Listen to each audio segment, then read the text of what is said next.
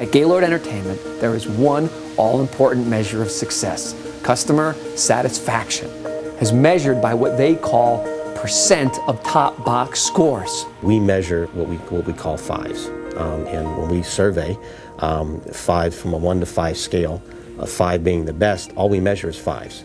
We don't measure favorable, we don't measure below that, we measure percentages of fives. Despite the almost maniacal focus on this measure, the Opryland, which is the largest and the oldest of the 3 Gaylord properties, consistently fell below its younger sister properties.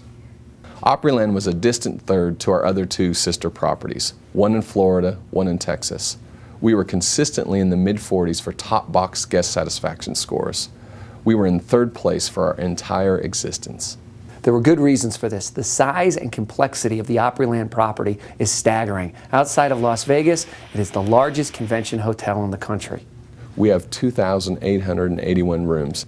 We have 4,000 employees, 58 acres of property, 14 restaurants, retail space.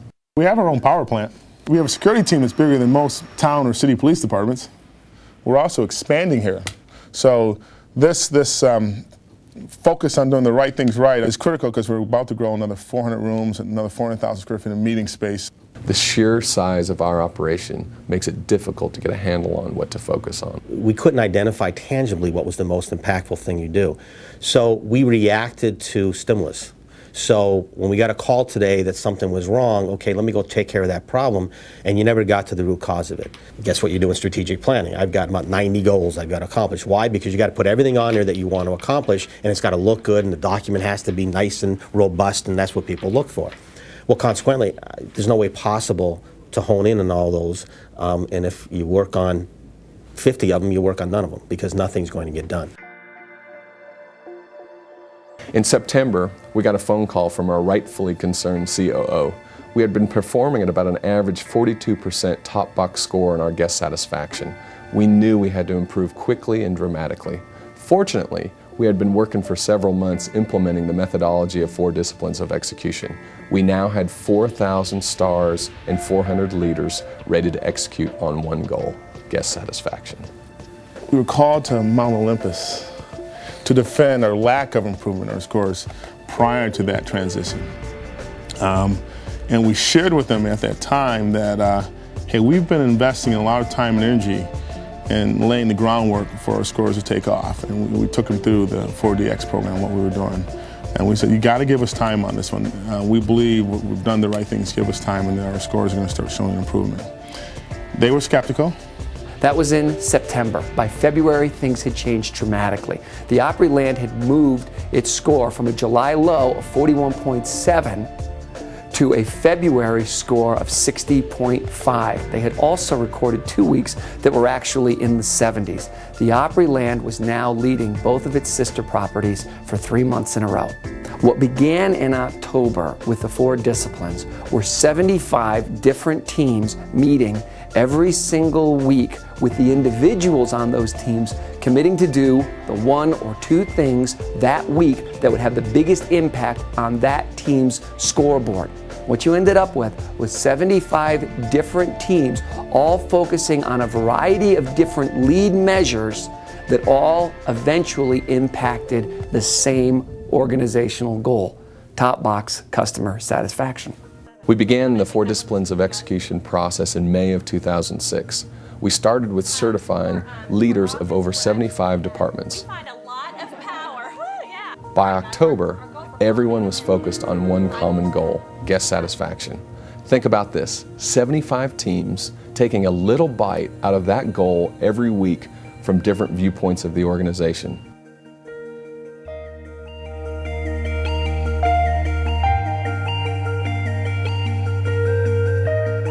At Opryland, we're really no different than any other organization. All of us go to many meetings, a lot of them that don't provide any value to the organization. With the WIG process, it's different. It brings focus and accountability to the goal. Picture this: a lot of people in the organization attending weekly meetings where they're identifying and taking ownership in the 1 or 2 things that can impact the goal and then the scoreboard. It's an engagement level I've never seen in an organization before.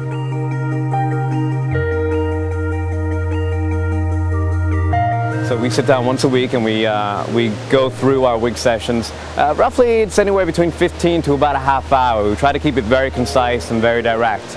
And one of the things that I realized about it is that it's not there to point out the problem. You know, that's easy. Anybody can point a finger and say that's what's wrong. You know, it's very difficult to say, okay, well, this is how we're going to fix it. And that's kind of what I feel 40X really does. You know, it gives you the avenue to take to figure out the solutions. It's a teamwork atmosphere that I've seen going on. You know, one of my servers' wives came on over to us and said, we just want to thank you because the difference that you've made when he comes home has just been amazing. It was a huge compliment. We're really proactive with our WIG sessions. We try to come up with another WIG each week that we can, you know, move the needle with. What I like about the program, the 40X, is, you know, is that it gets you to focus. It makes you recognize the whirlwind for what it is. So you get to focus. Okay, the focus is to raise our guest satisfaction scores. With the WIG sessions that we have every week, we get ideas and then we work with the ideas. Sometimes an idea would be brought out before we started this new program. The idea would come, okay, we're going to work on this, but we never got back to it. See, now with these weekly sessions, there are accountability. Okay, you know, someone's taking notes. Well, Teresa, you said you were going to do this last week. Did you do it? You know, someone's taking score. Personally, I've always been, if you're not taking score, then you're practicing. So I love the fact that we are taking score now, that we are sharing our scores with our stars and they're more involved in it. So it's had a direct impact on me. Last year, before we brought on the 4 disciplines, you know, the coordinators would get very frustrated because they would say, well, I don't know what this goal means to me. I think the hotel has got a better grasp on what is important to us now. We have our wildly important goals that we have designated, and we now know from the top down where we need to focus our energy. In the beginning, I'll be honest, I think that they were like, oh no, another meeting. But after we've looked at it, we're getting close to a year that we've had this implemented and driving it. I think they enjoy going to the WIG meetings and they enjoy the information that they're learning. They have taken this position from being room checkers and temperature adjusters and now they are truly leaders. They're floor managers. They have built up this program to something that I think a year ago people may have said, you know, I don't think it's possible, because my coordinators are 22, 23 years old. They're coming straight out of college and I'm giving them $2-3 million pieces of business to execute, and they're doing it flawlessly every day.